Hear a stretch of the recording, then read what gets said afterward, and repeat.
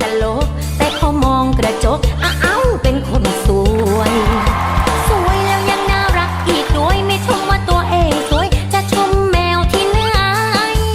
ชายคนใดที่มองผ่านตาเป็นเพราะวาสนาเขาไม่มีถูกไหมชีวิตที่ไม่มีง่วงนอนอยากนอนอยากหลับคือสิมีแห้งว่าจะโน้ยผู้ใดก็บ่ซ้ำผัวกูดอกกูจะบอกไว้ให้สิหล่อปานใดก็บ่ซ้ำบักเป้กูดอกเป้กูดีที่สุดหล่อที่สุดดีที่สุด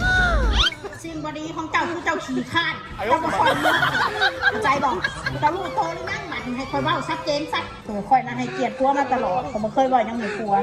ก็ขี้ข้านยังปกป้องขึ้นเบิ่งว่าขี้ข้านว่าจ้าน่ะดูลึกขยันไม่เห็นพูดกันแล้วนะคะมันอันใจจะเข้าใจบ่จะบ่เข้าใจความรู้สึกบ่ดอกกูสิเป็นโรคคนไบโพล่ากูเป็นโรคซึมเศร้าทุกวันนี้กูก็กินยานะคะประสาทอยู่เอาไปเอามาขอชีวิตขอรถมาจมปักอยู่กับเรา10 กว่าปีนะพี่น้องก็ได้ที่ห่างหล่อที่สุดดีที่สุดเอาไปเอามาขอชีวิตขอรถมาจมปักอยู่กับเรา10 กว่าปีนะพี่น้องก็ได้ที่ห่างหล่อที่สุดดีที่สุด